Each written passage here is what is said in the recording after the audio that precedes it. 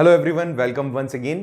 आज हम एक नया चैप्टर शुरू करने जा रहे हैं जो कि आपकी हिस्ट्री के सेक्शन से आता है। क्लास 9th के चैप्टर के बारे में बात करेंगे और ये चैप्टर है आपका forest society and colonialism.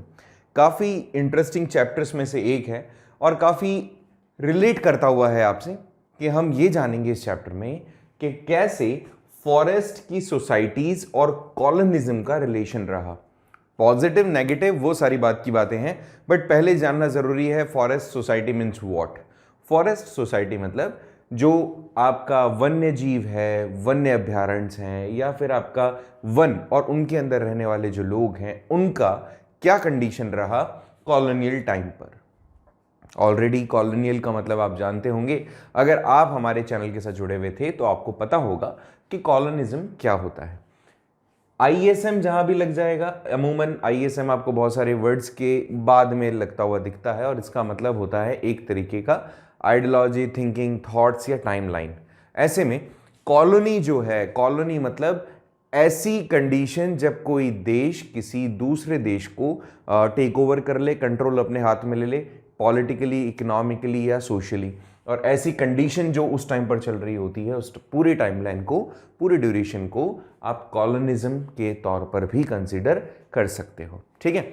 So forest society और कॉलोनिज्म मतलब इसमें हम ये समझने की कोशिश करते हैं कि जब कॉलोनिज्म आया तो हमारी यहाँ की जो सोसाइटीज थी जो कि डिपेंडेंट थी फॉरेस्ट पर, उनका क्या रिलेशन बना, क्या कंडीशंस, क्या कॉन्सिक्वेंसेस झेले कॉलोनिज्म के कारण इन सोसाइटीज ने। तो चलते हैं, शुरुआत करते हैं हमारे इस चैप्टर की। फर्स्ट, सबसे पहले इस वीडियो में ये तो जान लें हम कि पूरे चैप्टर में हम पढ़ने क्या वाले हैं।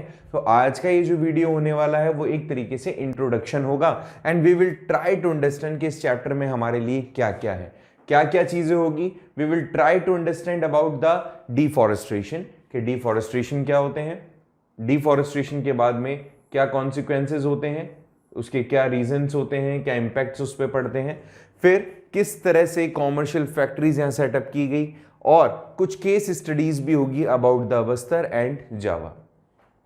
इनमें से जो सबसे सिंपल है वो तो ये है और सबसे प्रोमिनेंट जो है वो ये है। ठीक है, बाकी तो आप हो सकता है थोड़ा बहुत सोच समझ के इसका जवाब भी दे दो, या जो भी चीजें इसमें एग्जिस्ट करती है। चलिए, तो अब इसके अंदर शुरुआत करते हैं, समझने की कोशिश करते हैं कि क्या है ये फॉरेस्ट सोसाइटी। अभी सिंपल सी कुछ चीजें हैं, जैसे आप सभी जानेंगे कि कहां पर हमारा ये जो फॉरेस्ट है वो कितना वैल्यूएबल है। हम सभी जानते हैं हर एक चीज के लिए जो हमारे आसपास है, हमारे सिनेरियो में एग्जिस्ट करती हैं, उन सभी चीजों के लिए जो भी हमें हमारे आसपास जो भी चीजें मिलती है, कहीं ना कहीं उनका लिंकेज होता है। कहां से? उनका लिंकेज होता है पेड़ पौधों से, आपके जो भी वेजिटेशंस यहाँ एग्जिस्ट करते हैं उन सभी से। और हर एक मायने में पेड़ हो या वो सोसाइटीज जो कि इनका टेक केयर करती है, हमारी मदद कर रही होती है। तो वहीं से उन सभी चीज़ों को देखते हुए शुरुआत करते हैं हमारे चैप्टर की। So here we go. यहाँ पर लिखा हुआ आएगा कि पेड़ से मतलब फॉरेस्ट से हमें क्या क्या मिलता है। तो ऑफकोर्स ये सारी चीज़ें तुम जानते हो कि फॉरेस्ट हमारे हर एक उस लाइफ के फेज़ में काम में आते हैं, चाहे हमारी छोटी सी एज में हम किताबों से, लकड़ी के खिलौनों से, या फिर किसी और चीज़ में, या फल फ्रूट्स वगैरह, ये सारी चीज़ें जो भी चीज़ें मिलती हैं हमें, हम हर जगह पर ये जो पेड़ पौधे होते हैं इनसे हम काफ़ी ज़्यादा बेनिफिट गेन कर रहे होते हैं। यहाँ पर ही बताया है कि चाहे आप अपने क्लोथ्स के अंदर कलर्स को देखें, आप अपने फूड के अंदर स्पाइसेस को देखें, हर एक चीज़ कहीं ना कहीं आपके जो पेड़ पौधे हैं या वेजिटेशन है, या फिर ये जितनी भी आपको फॉरेस्ट्रीज दिखती है, उन सभी से ही कहीं ना कहीं ओरिजिनेट होते हैं। और यहाँ पर ये भी बताया कि जब कॉलोनियल ड्यूरेशन आया, टाइम जब आया इस तरह का, तो 1700 से 1995 के बीच में लगभग 13.9 मिलियन स्क्वायर किलोमीटर फॉरेस्ट को क्लियर किया गया था एंड दैट वाज अप्रोक्सीमेटली 93% जो टोटल फॉरेस्ट्री था उसे क्लियर किया गया था फॉर इंडस्ट्रियल यूज। हम सभी ऑलरेडी, आप इस चैनल के थ्रू एज ऑफ इंडस्ट्रियलाइजेशन जब चैप्टर पढ़ते हैं तो एज ऑफ इंडस्ट्रियलाइजेशन चैप्टर के अंदर इन सब चीज़ों को ही डिनोट किया गया है। तो सोचो कितना बड़ा फॉरेस्ट्री क्लियर किया गया है यहाँ पे फॉर इंडस्ट्रीज, यू नो। तो इन सब चीज़ों का एक एसेंस कि ऐसा क्यों हुआ, कि रीज़न क्या थे कि डिफॉरेस्ट्रेशन हुआ, ये सारी चीज़ें हम पढ़ेंगे इस चैप्टर में। तो चलो आगे वाले टॉपिक, जो फर्स्ट टॉपिक है हमारा डिफॉरेस्टेशन, इसको थोड़ा सा समझने की कोशिश करते हैं कि डिफॉरेस्टेशन आखिर होता क्या है। बट उसके पहले जरूरी है हमें ये एक बार और देखना कि एडवांटेजेस क्या होते हैं। जल्दी से नटशेल में देखते हैं कि फॉरेस्ट के एडवांटेजेस क्या हैं। तो फॉरेस्ट, अगर आप फॉरेस्ट, पूरा एक फॉरेस्ट एरिया है तो उसकी ग्राउंड लेवल पे हमें क्या मिलता है? पत्तियां, छोटी छोटी टहनियां, छोटी छोटी उसकी ब्रांचेस पेड़ पौधों की, और आगे चल करके वो जब डीप कंपोज हो जाती है तो ह्यूमस का फॉर्म ले लेती है। मतलब एक टाइप का सॉइल का ही कंपोनेंट होता है, सॉइल का ही एक टाइप होता है, या सॉइल की जो सॉइल जिनसे बनती है उसमें इन सब का बहुत बड़ा इंपॉर्टेंट रोल होता है। और सॉइल का तुम्हें पता ही है कि अगर वो ना हो तो किसी भी तरीके का वेजिटेशन पॉसिबल नहीं है। तो ये भी हमें कहां से मिलता है? फॉरेस्ट से। इसके अलावा इंडस्ट्रीज के अंदर जितनी भी चीजें काम में आती हैं, जब उसका एक स्टार्टिंग पॉइंट जब अपन कहते हैं तो उस टाइम पर भी, चाहे इंडस्ट्रियल वुड हो, फ्यूल वुड हो, फूडर हो, या दूसरे कई ऐसे छोटे छोटे और बड़े बड़े काम होते हैं जिसके अंदर फॉरेस्ट का इंपॉर्टेंस काफी ज्यादा प्रोमिनेंट होता है। और इकोनॉमिक वैल्यू भी होता है, नो डाउट। इकोनॉमिक वैल्यू है तभी तो इतना ही ज्यादा इंपॉर्टेंट है। ओके, एंड साथ ही साथ नेचुरल एनवायरनमेंट इतना इंपॉर्टेंट हो जाता है। आप देखो कई बार ऐसा होता है ना कि पिकनिक मनाने जाना है तो हम कहाँ सोचते हैं, कहाँ जाएं? तो हम सोचते हैं कि ऐसे ही नेचुरल प्लेस पे जाते हैं जहाँ नेचर से हम रूबरू हो सकें, उसको हम कनेक्ट कर सकें। तो ऐसा क्यों? उसके अंदर क्या होता है? उसके अंदर क्या होता है? अल्टीमेटली फॉरेस्ट ही होता है। तो नेचुरल एनवायरनमेंट अब केवल ना हमारे लिए बल्कि वाइल्ड लाइफ के लिए भी काफी इंपॉर्टेंट रोल प्ले करती है। ये एनवायरनमेंट के अंदर, मतलब एनवायरनमेंट को बैलेंस करके बनाने की कोशिश करती है, चाहे वो आपके गैसियस फॉर्म में हो, चाहे आपके वाटर सर्किल के फॉर्म में हो, या फिर सॉइल के अंदर हो। हर एक चीज के अंदर फॉरेस्ट का इंपॉर्टेंस काफी ज्यादा होता है। अब ये क्योंकि वो बच्चों वाली चीजें हैं, इस कारण से ज्यादा तुम्हें इस पे फोकस ना करके फोकस करना चाहिए डिफॉरेस्टेशन पे। तो बात है डिफॉरेस्टेशन क्यों हुआ, बट उसके भी पहले जरूरी है कि डिफॉरेस्टेशन होता क्या है। तो पेड़ों को काट देना डिफॉरेस्टेशन है, बहुत सिंपल सी बात है।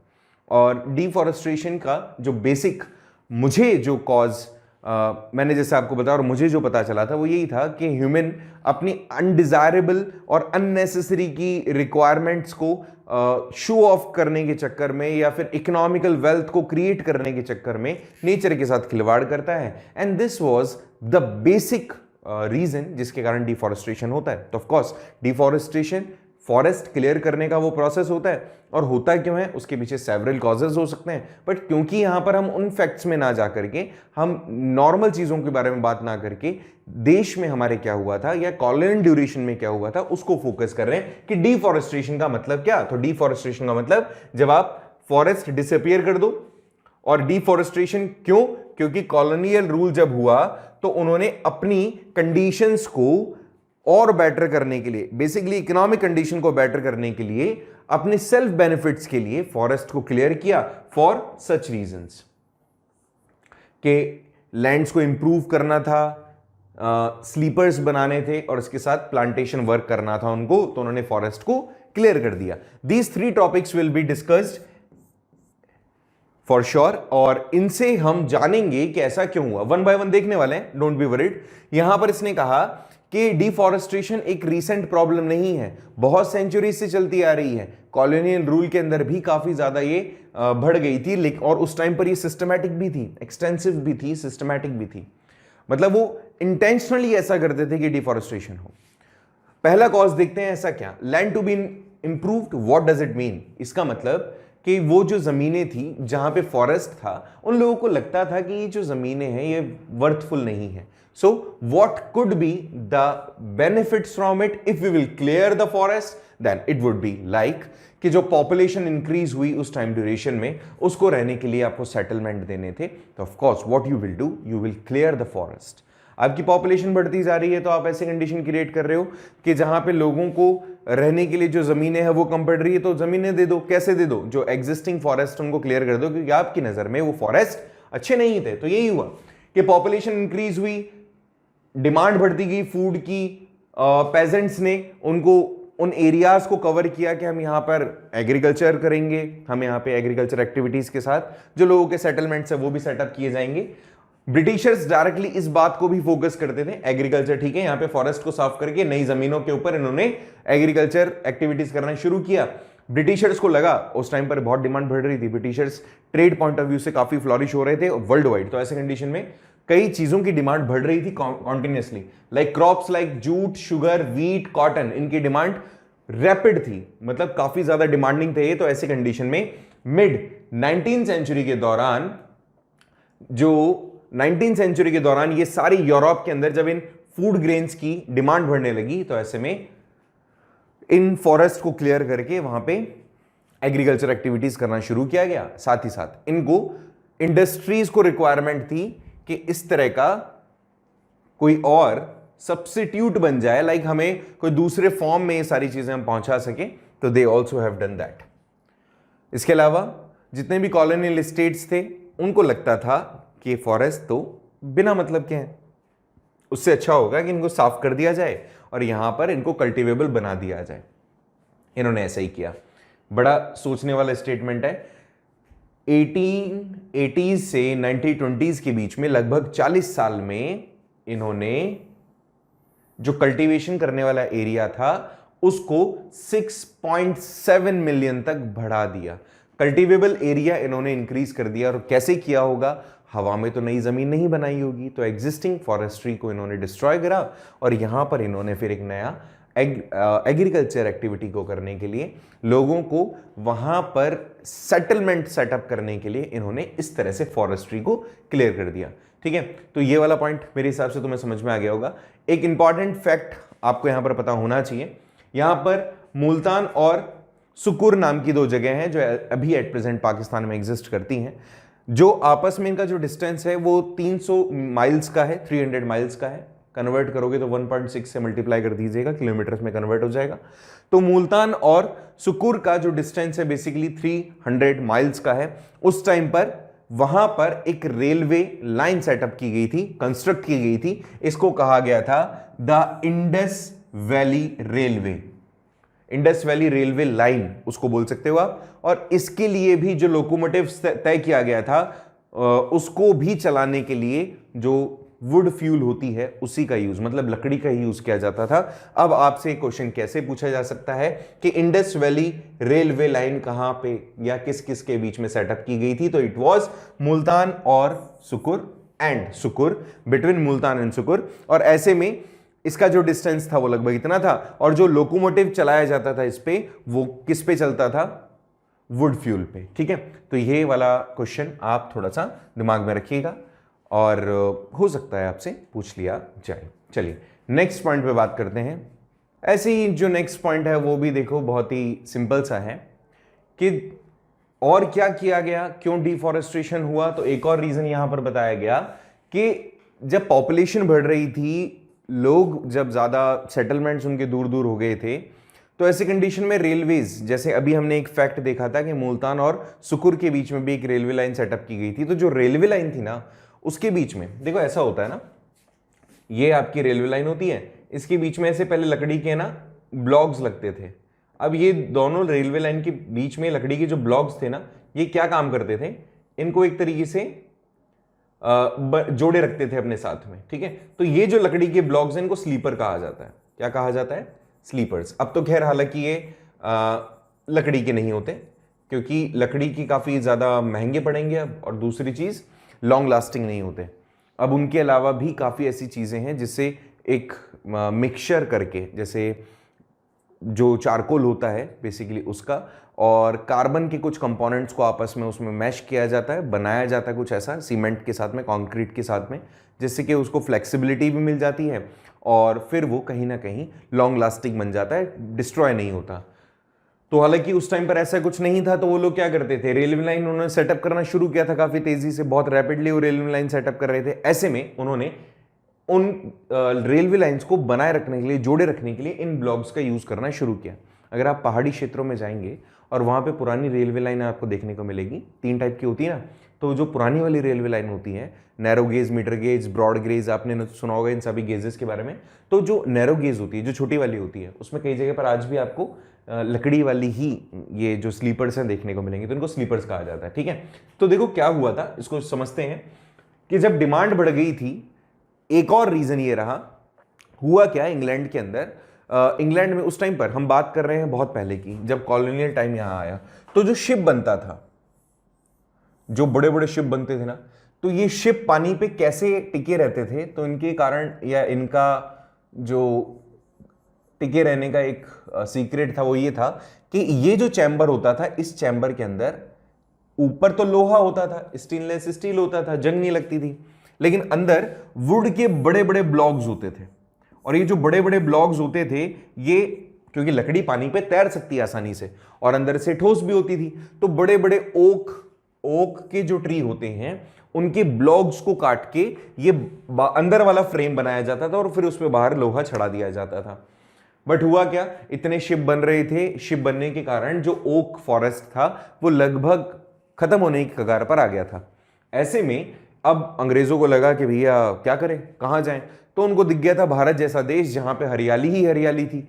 तो भारत के अंदर उन्होंने क्या किया, भारत को उन्होंने एज अ सब्स्टिट्यूट देखा कि अब हमारे पास क्योंकि ओक का ट्री नहीं बचा, तो अब हम भारत के जो फॉरेस्ट है उसमें ओक के जैसे मिलने वाले ट्रीज को देखें। साल का एक पेड़ होता है, साल के पेड़ के अंदर भी सेम वही बोल सकते हो आप क्वालिटीज होती हैं जो कि ओक के अंदर होती है और जो उनको रिक्वायर्ड थी। तो ऐसे में उन्होंने क्या किया, इंडिया के फॉरेस्ट को टारगेट किया और मैसिव स्केल में वहां पे कटिंग करना शुरू किया। अल्टीमेटली उनको यहां पर से सारे बड़े बड़े ब्लॉक्स मिल जाते थे, उससे वो शिप बनाते थे और मजे ही मजे कर रहे थे, पैसे उड़ा रहे थे खूब। ऐसे में जो रेलवेज था, अब ये भी समझो, फॉरेस्ट हमारे पर्टिकुलर भारत के एक पर्टिकुलर एरिया में ज्यादा मिलेंगे, ठीक है, कुछ एरियाज में मिलेंगे। अब उनको पहुंचाना है सारी जगह पर, तो उनको अपनी इस डिमांड को पूरा करने के लिए रेलवे लाइन बिछानी पड़ी, ठीक है, कि भाई इन वुड ब्लॉक्स को कैसे पहुंचा सकते हो आप। साथ ही साथ ये भी बहुत इंपॉर्टेंट था, वुड ब्लॉक्स तो पहुंचाना ही पहुंचाना है, इसके साथ ये था कि इनको अपने और दूसरे मोटिव्स के लिए भी रेलवेज चाहिए था। तो ऐसे में इन्होंने रेलवेज को एक्सपेंड करना शुरू किया। 1950 से एक नया डिमांड बढ़ गया कि रेलवे हमें चाहिए ही चाहिए।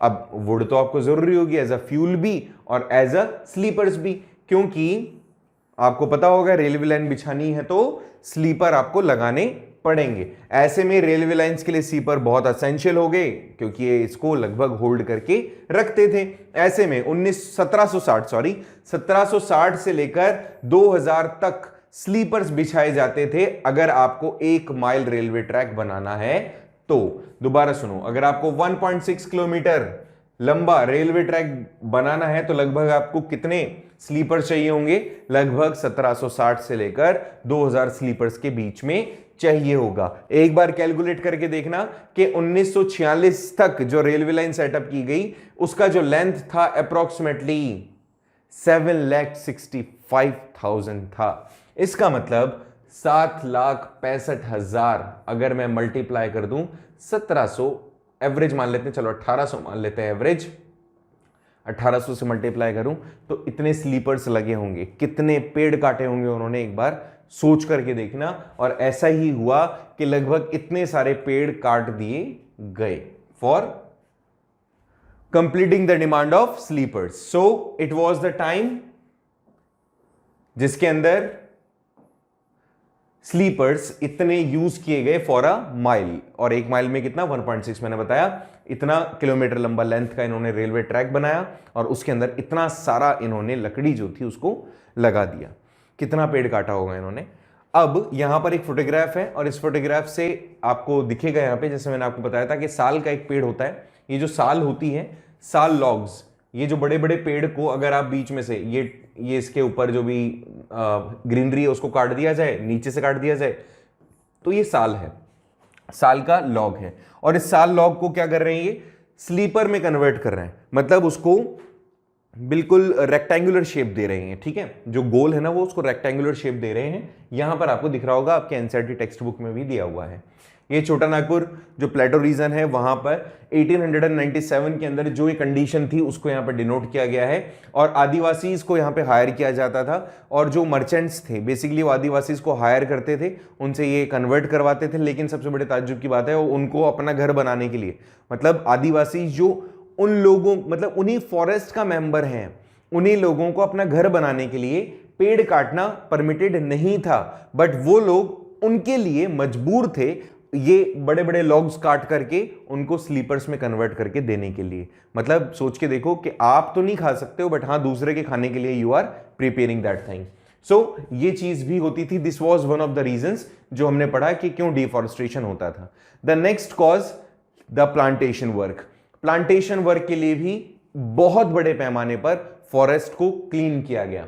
प्लांटेशन वर्क क्या होता है आप सभी को पता है, हमने पढ़ा है प्रीवियस कई और चैप्टर्स में, और आपने सुना भी है कि जो प्लांटेशन वर्क था जिसके अंदर जो डिमांड बढ़ रही थी लगातार टी की, कॉफी की, रबर की, ये क्योंकि प्लांट्स की फॉर्म में ग्रो होते हैं तो इसको प्लांटेशन कहते हैं। तो और उस टाइम पर यूरोप के अंदर इनकी डिमांड बहुत तेजी से बढ़ रही थी, तो ब्रिटिशर्स को लगा ये तो बहुत सही है, हमारे पास बहुत बड़े बड़े एरिया है, ये फालतू के जो पेड़ है इनको काट दिए जाएं और यहां पर अगर प्लांटेशन वर्क किया जाता है so it would give the maximum benefits. So ऐसे में इकोनॉमिकली, तो ऐसे में प्लांटेशन वर्क को शुरू किया गया। यूरोप के अंदर इतनी डिमांड थी प्लांटेशन की, स्पेशली टी, कॉफी और रबर जैसी क्रॉप्स की, कि इन्होंने इन सारी कमोडिटीज को ग्रो करने के लिए, अपनी जेबों को भरने के लिए कॉलोनियल गवर्नमेंट ने कुछ ऐसे डिसीजन लिए कि इन फॉरेस्ट को हटा दो और इनकी जगह पर, क्योंकि काफी डिमांड है तो आप क्या करो, प्लांटेशन करना शुरू करो। ऐसे में फॉरेस्ट को क्लीन किया गया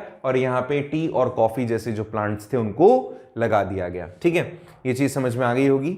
एक और इंपॉर्टेंट चीज जो यहां पे आपको याद रखनी जरूरी है कि एक काइंड ऑफ कल्टीवेशन होता है जिसमें लोग अलग अलग जगह घूम करके कल्टीवेशन करते हैं, जिसको आप झूम कल्टीवेशन भी कहते हो, इस नाम से जानते हो। और आपने सुना होगा कि आज इस प्लेस पर हैं, आज इस प्लेस पे चले गए, तो यहां पर कल्टीवेशन करने के लिए पहले तो आप इसको स्लैश एंड बर्न भी कहते हैं। तो ऐसे में यहां पर आप क्या करोगे, पहले तो पेड़ों को काटोगे, फिर वहां पे जो पेड़ काट दिए आपने उस एरिया को और साफ करने के लिए उसमें आग लगा दोगे, फिर वहां पे कुछ साल तक कल्टीवेशन करोगे और फिर कल्टीवेशन जब प्रोडक्टिविटी लेस हो जाएगी तो आप फिर वहां से मूव कर जाओगे दूसरी जगह पर। तो इसको कहते हैं शिफ्टिंग कल्टीवेशन, जो बार बार शिफ्ट होता जाता है। ये कुछ एक्स्ट्रा है ना, इससे कोई इसका रिलेशन नहीं है। तो शिफ्टिंग कल्टीवेशन को और क्या क्या कहा जाता है, ये है इसका मतलब। इसको हमने डू यू नो वाले फॉर्म में रखा है। तो साउथ ईस्ट एशियन कंट्रीज के अंदर कई जगह पर शिफ्टिंग कल्टीवेशन का नाम है लेडिंग। सेंट्रल अमेरिका में इसको मिल्पा कहते हैं। अफ्रीका के अंदर इसको चैटेमिन या फिर तावे कहा जाता है।